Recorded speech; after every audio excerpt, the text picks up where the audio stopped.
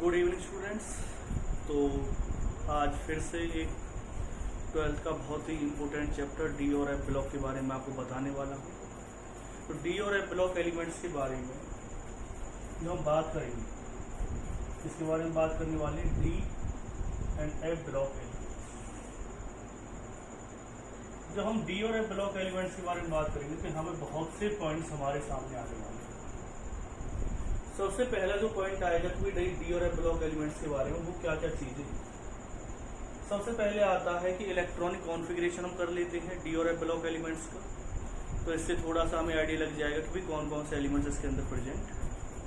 सबसे पहले शुरुआत करते हैं डी और एफ ब्लॉक के एलिमेंट्स के बारे में। अगर हम शुरुआत करेंगे तो सबसे पहले कौन सा आएगा, 3D सीरीज। 3D सीरीज की बात करेंगे तो 3D सीरीज में कौन कौन से एलिमेंट्स होते हैं उनके बारे में आपको बताऊंगा।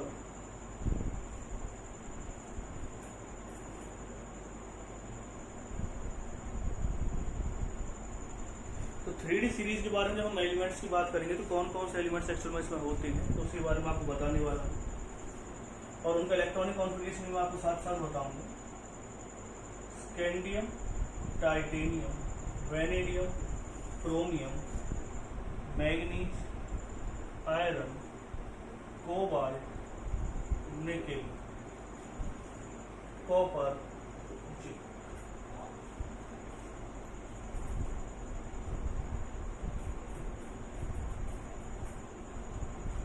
तो इसे मैं एक बार फिर से लिख देता हूं आपके लिए।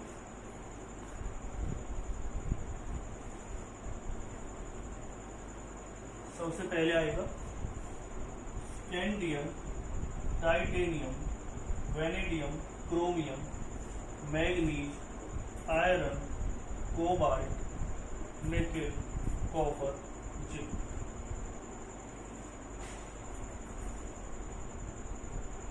हम इन सब के इलेक्ट्रॉनिक कॉन्फ़िगरेशन के बारे में भी बात करेंगे। सबसे पहले अगर हम बात करते हैं, इसका जो नंबर होता है 21, इसका 22, इसका 23, 24, 25, 26, 27, 28, 29 और 30।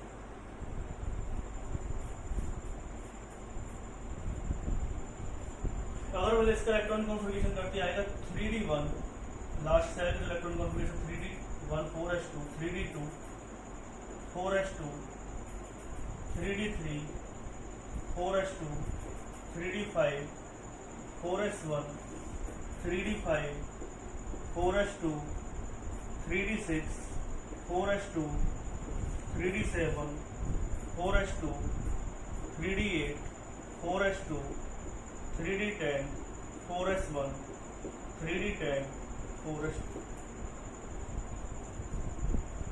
अब बहुतों के माइंड में एक क्वेश्चन आता है कि क्रोमियम का जो इलेक्ट्रॉनिक कॉन्फ़िगरेशन है और जो जिंक का इलेक्ट्रॉनिक कॉन्फ़िगरेशन है वो दोनों, तो जिंक का तो सही है, कॉपर का जो इलेक्ट्रॉनिक कॉन्फ़िगरेशन और क्रोमियम का जो इलेक्ट्रॉनिक कॉन्फ़िगरेशन है वो अलग क्यों होता है।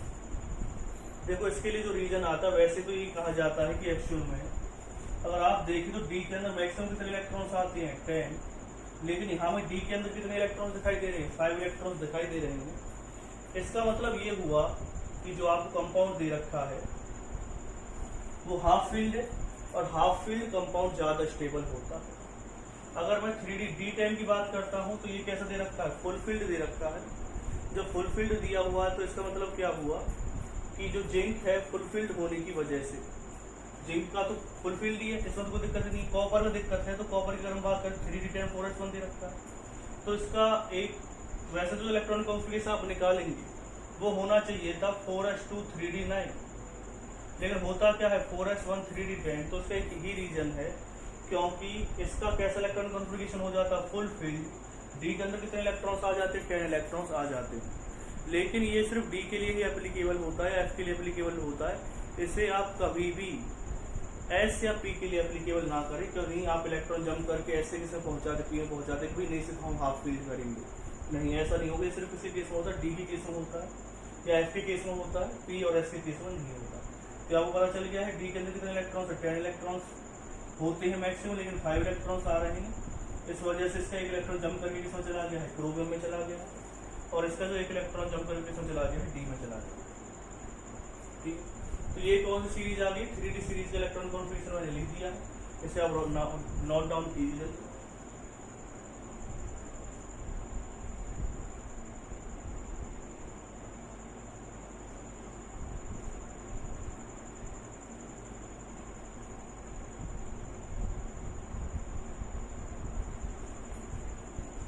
जिनका होगा 3D10 4s2।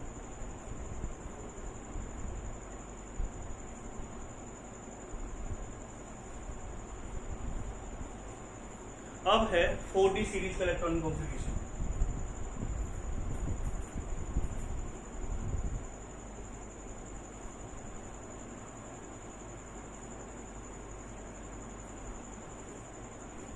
सीरीज जो हम इलेक्ट्रॉनिक कॉन्फिगरेशन की बात करेंगे, ये तो याद करने का मैंने पहले तरीका बता रखा था, इसको मैं बता देता हूँ। या जरा निभा मोहब्बत तेरी रो रो पड़ी आज चांद। तो ये इलेक्ट्रॉनिक कॉन्फिगरेशन आपको याद रख तरीका है इस टेबल को याद करने का। क्या क्या बताया मैंने आपको, यार जरा निभा मोहब्बत तेरी रो पड़ी आज चांद। कौन सी सीरीज की बात कर रहे हैं, 4D सीरीज की बात कर रहे हैं। तो एटम नंबर की बात कर लेते हैं। इस पे कितना आएगा, 39 40 41 42 43 44 45 46 47 और 48।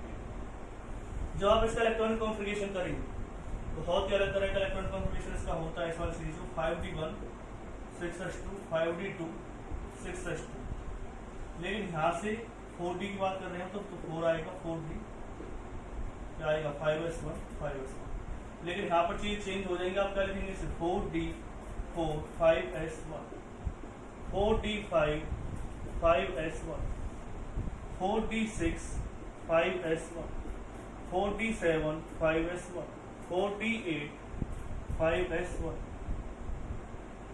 4d10 5s0 4d10 5s1 4d10 5s।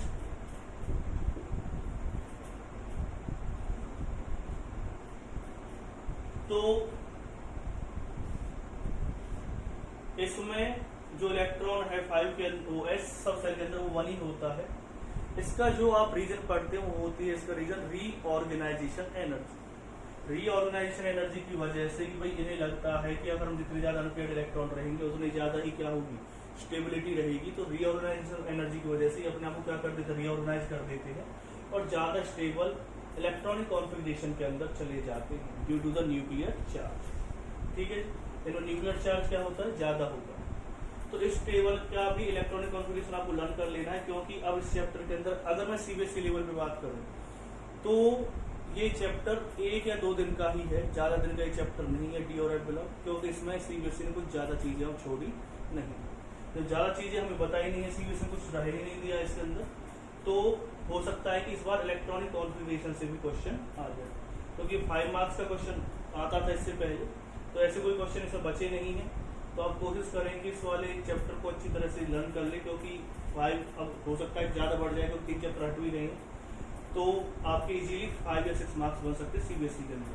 बाकी मैं कोशिश करूंगा इस वाले चैप्टर को पूरा कराने की, क्योंकि हमें तो नीट और मेंस वगैरह सभी फोकस करना है। तो ये आपको दे रखा है इलेक्ट्रॉनिक कॉन्फिगरेशन। तो 40 का इलेक्ट्रॉनिक कॉन्फिगरेशन हो गया, इसे जल्दी से नोट डाउन कीजिए।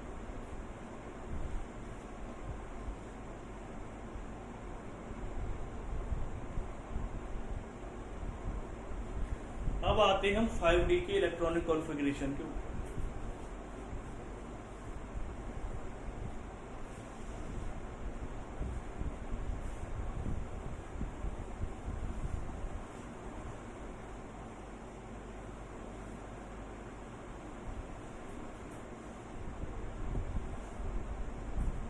जब हम 5D सीरीज की बात करेंगे तो उसमें क्या क्या लिखना, याद करने का तरीका क्या, ला ला हफ्ता वरना रे उस इरिटेटिंग पोपट के साथ और हो जा। तो इसके लिए क्या याद करना है आपको? 5D सीरीज है, ला हफ्ता वरना रहे उसे इरिटेटिंग पोपट के साथ और हो जा। इसके इलेक्ट्रॉनिक कॉन्फ़िगरेशन की अगर हम बात करते हैं तो आएगा 5D1 6s2, 5D सीरीज की बात होगी, 5D2 6s2, 5D3 6s2, 5D4 6s2, 5D5 6s2, 5D6 6s2, 5D7 6s2, 5D9 6s1, 5D10 6s1 और 5D10 6s2। ये इसका इलेक्ट्रॉनिक कॉन्फ़िगरेशन है। तो ला हफ्ता वरना रहे उस इरिटेटिंग पोपट के साथ और हो जा पागल। नेक्स्ट सीरीज की अगर हम बात करते हैं 5D सीरीज की, 5D सीरीज तो होगी, अब 6D सीरीज की बात करेंगे। एड नंबर लिख देते 57 72 73 74 75 76 77 78 79 और 8 नहीं। ये हो गया, क्या हो गया इसका इलेक्ट्रॉनिक कॉन्फ़िगरेशन मैंने आपको बता दिया, किस एटो नंबर बता दिया, इलेक्ट्रॉनिक कॉन्फ़िगरेशन बता दिया। अब हम 6D सीरीज की बात कर रहे हैं। सबसे पहले क्या आएगा? अकेले क्यों है शर्मा जी बहु हंस मत। तो इसका एटो नंबर कितना है? 89। इसका कितना होगा? 104 105 106 107 108 और 109। आप आंसर इसका 14 14 रेफरेंस क्यों आ रहा है? तो जो लैंथेनाइड्स और एक्टेनॉइड्स होते हैं वो 57 से ही आगे के जो एलिमेंट्स होते हैं वही होते हैं, वो लैंथेनॉइड्स होंगे, और 89 से अगले वाले क्या होते हैं? एक्टेनॉइड्स होते हैं। 14 एलिमेंट्स आपके वहां चले जाते हैं, इसलिए यहाँ पर 14 एलिमेंट्स का क्या आता है? डिफरेंस आता है। तो अकेले क्यों है शर्मा जी बहु हंसमत। 110 के लिए क्या लिख सकते हो आप? UUN sorry. 111 के लिए क्या आ जाएगा? UUU। 112 के लिए क्या आ जाएगा? UU।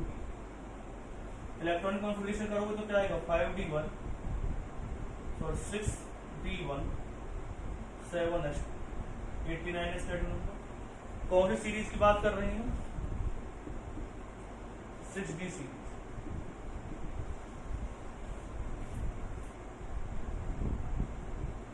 6D2 7s2, 6D3 7s2, 6D4 7s2, 6D5 7s2, 6D6 7s2, 6D7 7s2, 6D8 7s2, 6D10 7s1, 6D10 7s2।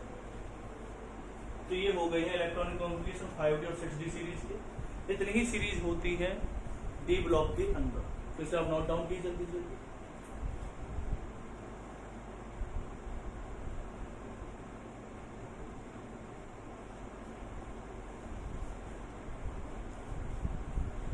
अब आते हैं हम इसके नेक्स्ट पॉइंट पर। नेक्स्ट पॉइंट क्या क्या?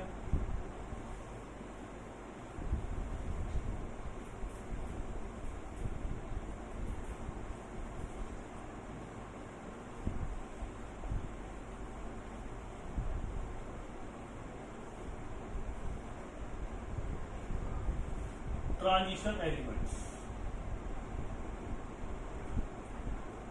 ट्रांजिशन एलिमेंट्स होते क्या?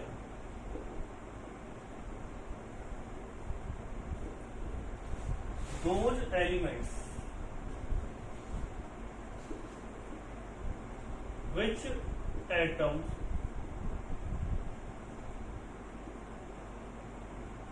have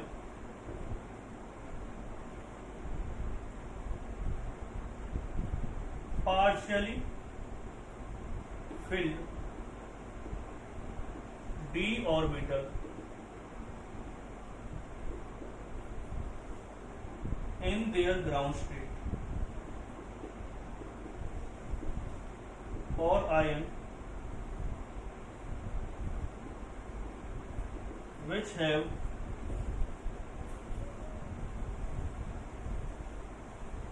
partially filled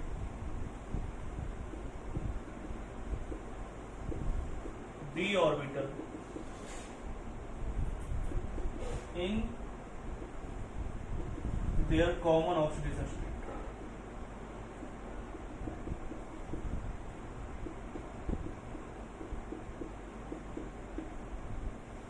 अगर मैं इस पूरी डेफिनेशन की एक छोटी सी बात आपको बताना चाहूँ तो वो यही है कि ट्रांजिशन एलिमेंट्स वो होते हैं जिनमें डी ब्लॉक के अंदर अनपेड इलेक्ट्रॉन प्रेजेंट हो, सॉरी डी सब सेल के अंदर अनपेड इलेक्ट्रॉन होते हैं।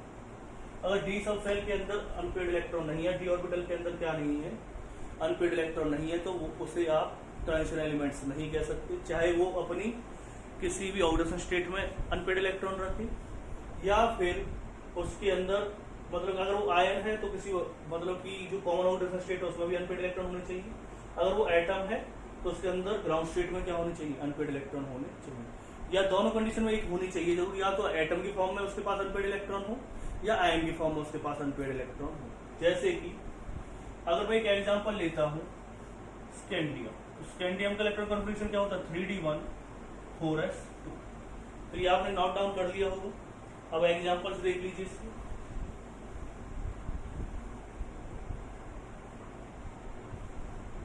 3d1 4s2 दे रखा है हमें,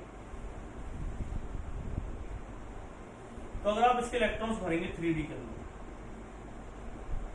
सिंगल इलेक्ट्रॉन आएगा इसके अंदर क्योंकि एक ही इलेक्ट्रॉन है, तो ये कैसा अनपेड है, तो आप स्कैंडियम को ट्रांजिशन एलिमेंट कह सकते हैं। जनरली हम सभी को ट्रांजिशन एलिमेंट्स कह सकते हैं, लेकिन अगर मैं बात करता हूं किसकी,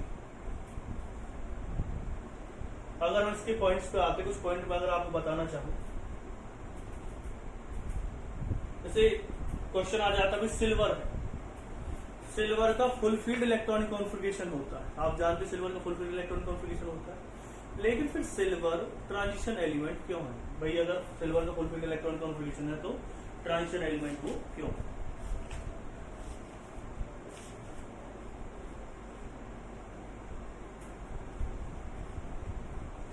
सिल्वर का एटम नंबर मैंने आपको लिखवाया था 47 Ag 4d10 5s1, यानी कि उसके अंदर जो डी सब सेल है वो तो क्या होनी चाहिए, फुलफिल्ड होनी चाहिए। Single single single single single double double double double. तो अगर आप देखेंगे 4d10 आ रहा है, यानी सभी के सभी इलेक्ट्रॉन्स क्या है इसके अंदर, पेयर्ड है। जब सभी के सभी इलेक्ट्रॉन्स के अंदर पेयर्ड है तो इसका मतलब क्या हो जाएगा कि ये ट्रांजिशन एलिमेंट नहीं होना चाहिए। लेकिन मैंने एक चीज और बताई है कि वो अगर उसके किसी आयनिक फॉर्म में भी उसके पास क्या होते हैं, अनपेड इलेक्ट्रॉन होते हैं।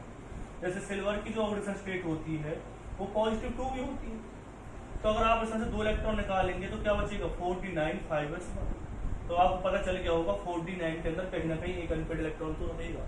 तो अगर क्वेश्चन आ जाए silver has fulfilled electronic configuration, but reason क्या है, in ionic state it has an unpaired electron, तो एक उसके पास एक अनपेड इलेक्ट्रॉन, इसलिए जो सिल्वर होता है वो क्या होता है, ट्रांजिशन एलिमेंट होता है। लेकिन जिंक, कैडमियम और मरकरी ट्रांजिशन एलिमेंट्स नहीं होते। जिंक की जो ऑक्सीडेशन स्टेट होती है वो पॉजिटिव 2 होती है, कैडमियम की पॉजिटिव 2 होती है, मरकरी की पॉजिटिव 1 और पॉजिटिव 2, यही ऑक्सीडेशन स्टेट होती है। अगर आप इन ऑक्सीडेशन स्टेट की बात करते और इनमें से इलेक्ट्रॉन निकालने की कोशिश करते, जैसे मैं पहले बात कर लेता हूँ जिंक की, जिंक का जो इलेक्ट्रॉनिक कॉन्फिगरेशन होता है वो क्या होता है, अगर आप जिंक की बात करते हैं जिंक का होता है 3d10 4s2। अगर आप इसमें से 2 इलेक्ट्रॉन निकाल भी देते हैं, निकलेंगे किसमें से, s में से, तब भी इसके पास फुलफिल इलेक्ट्रॉनिक कॉन्फिगरेशन ही रहेगा। कैडमियम की अगर हम बात करते हैं तो कैडमियम का होता है 4d10 5s2, अगर आप इसमें से 2 इलेक्ट्रॉन निकाल भी लेते हैं तो 4d10 5s0 ही रहेगा। और ऐसे मरकरी केस में हो जाता है, तो जिंक, कैडमियम और मरकरी ट्रांजिशन एलिमेंट्स नहीं होते, बेशक से वो डी ब्लॉक के एलिमेंट है, लेकिन उन्हें हम ट्रांजिशन एलिमेंट्स नहीं करेंगे। ट्रांजिशन एलिमेंट की मैंने आपको डेफिनेशन बता दी थी, ये उस डेफिनेशन को फुलफिल नहीं करते, इसलिए जिंक, कैडमियम और मरकरी ट्रांजिशन एलिमेंट नहीं होते। और आप कह सकते हैं जो UUB है, जो नया एलिमेंट आया है, वो भी एक ट्रांजिशन एलिमेंट अभी तक नहीं पता चला है कि वो ट्रांजिशन एलिमेंट है या नहीं। तो ये चीज आपको कन्फर्म हो गई हूँ। अब आते हैं नेक्स्ट पॉइंट पर।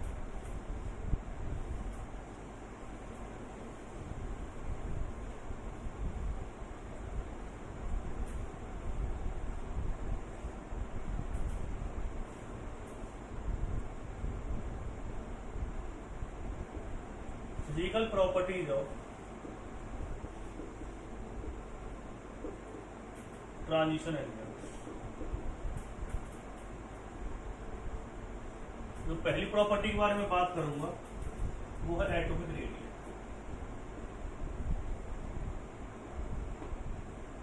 जब आप एटॉमिक रेडियस की बात करते हैं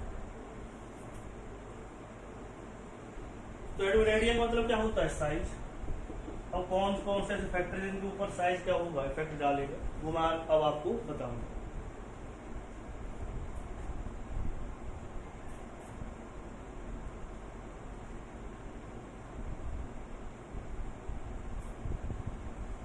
तो जो सबसे पहला फैक्टर आएगा इसमें एटॉमिक रेडियस के केस में, जो पहला फैक्टर हमारे सामने आने वाला है वो आएगा साइज की। अगर हम बात करते हैं तो साइज का अगर मैं एक ग्राफ बनाने की कोशिश करता हूं,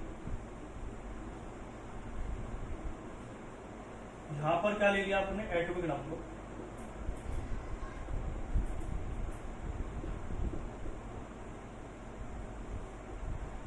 यहां पर क्या ले लोगे आप?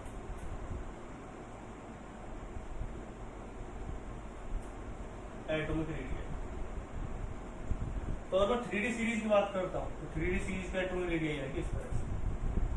पहले क्या होती है? डिक्रीज होती है, फिर थोड़ी स्लाइटली क्या हो जाती है? इंक्रीज लास्ट में जाकर। ये 3D सीरीज होगी।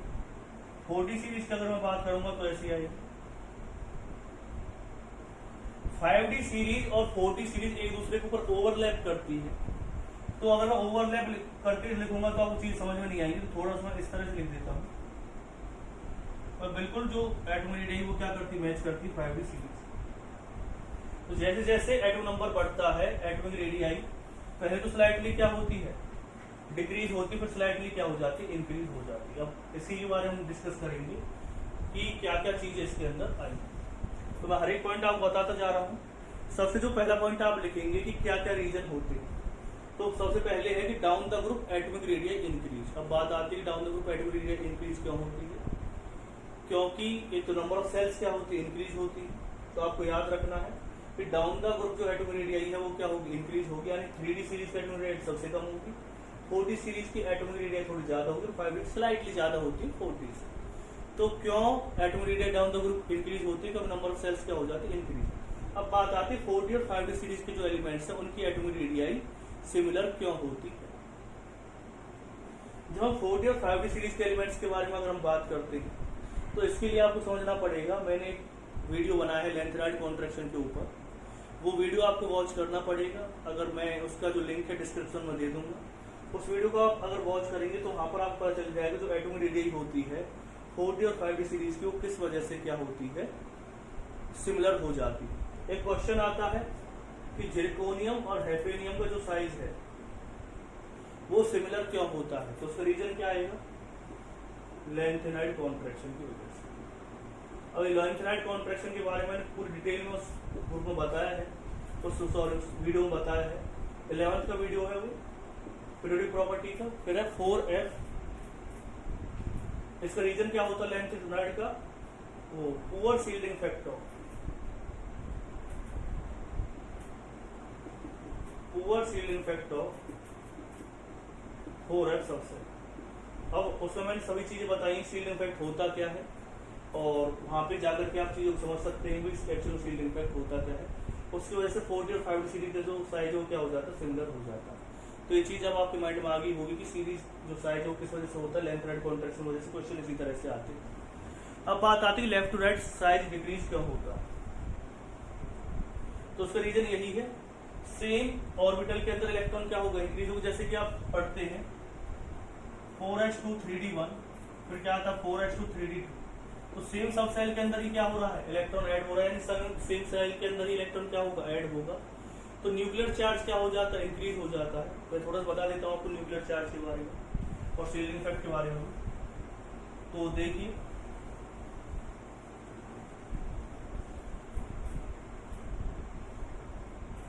न्यूक्लियर चार्ज जो होता है वो होता है न्यूक्लियस और इलेक्ट्रॉन के बीच में अट्रैक्टिव फोर्स। इसे क्या करेंगे आप, न्यूक्लियर चार्ज करेंगे। जो अट्रैक्टिव फोर्स होता है न्यूक्लियस और इलेक्ट्रॉन के बीच में, से क्या कहते हैं, न्यूक्लियर चार्ज कहते हैं। तो जितना ज्यादा न्यूक्लियर चार्ज बढ़ेगा उतना इलेक्ट्रॉन न्यूक्लियस के पास जाएगा, और जितना ज्यादा पास जाएगा एटॉमिक रेडियाई जो होती है, रेडियस तो आपको बताइए, न्यूक्लियस से लेकर के, न्यूक्लियस के सेंटर से लेकर के जो आउटर मोस्ट सेल का डिस्टेंस होता है उसे क्या कहते हैं, हम एटॉमिक रेडियाई कहते हैं। तो जब इलेक्ट्रॉन न्यूक्लियस से ज्यादा पास चला जाएगा तो एटॉमिक रेडियाई क्या हो जाएगी, डिक्रीज हो जाएगी, और एटॉमिक रेडियाई डिक्रीज होने की वजह से साइज भी क्या हो जाएगा, डिक्रीज हो जाएगा। तो जब एक ही शेल के अंदर इलेक्ट्रॉन बढ़ते हैं, जैसे इसमें एक और इलेक्ट्रॉन हमने बढ़ा दिया, तो ये न्यूक्लियस ज्यादा अट्रैक्ट करता है इलेक्ट्रॉन को, और जो इलेक्ट्रॉन वो न्यूक्लियस से ज्यादा पास चले जाएंगे और साइज क्या हो जाएगा, डिक्रीज हो जाएगा। यानी कि अगर आप न्यूक्लियर चार्ज बढ़ाते तो एटॉमिक रेडियाई क्या होती है, डिक्रीज होती है। लेफ्ट टू राइट जाते तो साइज क्या होता है, डिक्रीज होता है। किस वजह से डिक्रीज होगा,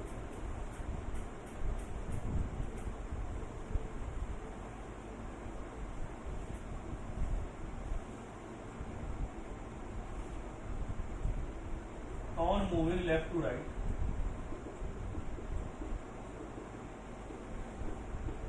साइज डिक्रीज,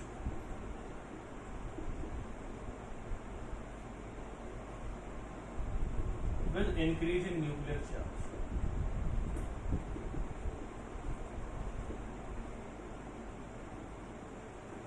फिर दूसरा पॉइंट क्या है, जब हम दूसरे पॉइंट के बारे में डिस्कस करेंगे तो वो पॉइंट क्या कहता है,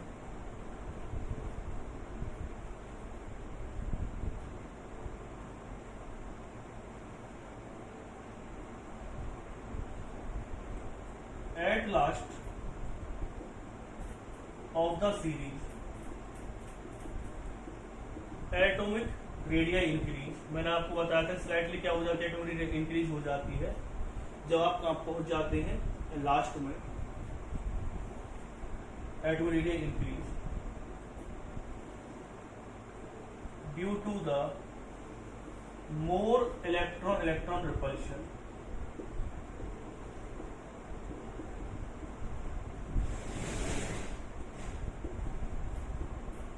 between the electrons of same cell। देखिए आप जानते हैं लास्ट में क्या है, जिंक है, जिंक के अंदर कितना इलेक्ट्रॉन कॉन्फिगरेशन होता है, 3d10⁴s²। तो इसका इलेक्ट्रॉन कॉन्फिगरेशन क्या होगा, फुलफिल, ज्यादा इलेक्ट्रॉन डी के अंदर, सेम शेल के अंदर ज्यादा इलेक्ट्रॉन हो गए, तो न्यूक्लियर चार्ज उतना इफेक्ट नहीं डालेगा जितना कि इलेक्ट्रॉन रिपल्शन डाल देगा। उसकी वजह से साइज स्लाइटली क्या हो जाएगा, इंक्रीज हो जाएगा।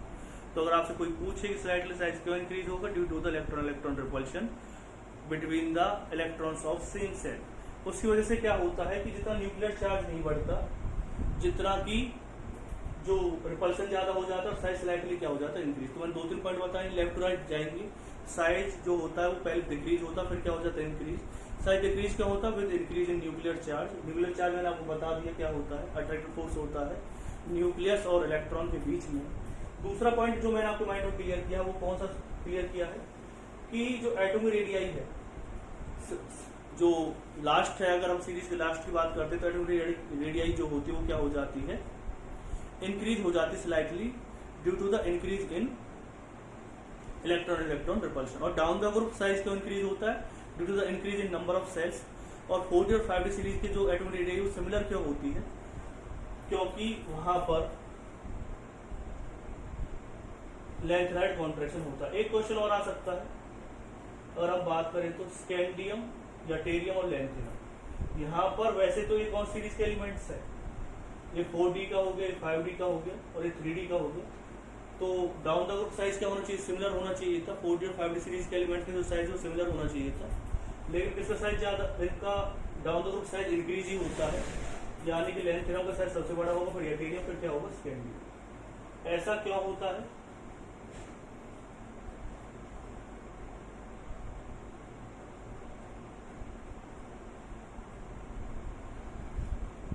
क्योंकि इसके केस में जो मेन चीज आ जाती है वो क्या आती है, इसके केस में लेंथ राइट कॉन्ट्रैक्शन काम नहीं करता। तो ये भी चीज़ आपको पता चल जाएगी भाई इनके केस में लेंथ राइट कॉन्ट्रैक्शन क्यों नहीं काम करता है। मैंने सभी चीज़ें आपको बता रखी है उस वाले वीडियो के अंदर, तो उस वीडियो को भी आप वॉच कर लेंगे तो ज़्यादा अच्छा रहेगा। तो मैंने आज आपको सिर्फ क्या बताया, इलेक्ट्रॉनिक कॉन्फ़िगरेशन के बारे में बताया है, एक मैंने आपको किसके बारे में बताया है, एटमो रेडियाई के बारे में बताया है। कल मैं बहुत सी और नेक्स्ट चीज़ें बताऊंगा आपको, तो हो सकता है कि कल या परसों में आपका ये जो चैप्टर है सीबीएसई लेवल तक कंप्लीट हो जाए। बाकी जो नीट वगैरह है उसके लिए हम अलग से मैं आपके लिए मतलब कि और भी वीडियो बनाऊंगा। जो K2CR 27 वाला है वो भी नीट के लिए इम्पोर्टेंट है, नीट और एडवांस के लिए। तो ये चीज़ मैंने आपको बता दी है, बाकी जो मैं चीज़ें हैं वो आपको नेक्स्ट वीडियो में बता दूँ, क्योंकि आपको इसके साथ वो वीडियो वॉच कर दी लेंथ राइट कॉन्ट्रैक्शन वाली, इसलिए ज़्यादा बड़ी वीडियो मैंने आपके लिए नहीं बनाई। तो इस वीडियो को वॉच करें स्टूडेंट, और जो भी मैंने नोट्स इसमें बताए हैं उन नोट्सों को आप नोट डाउन करें।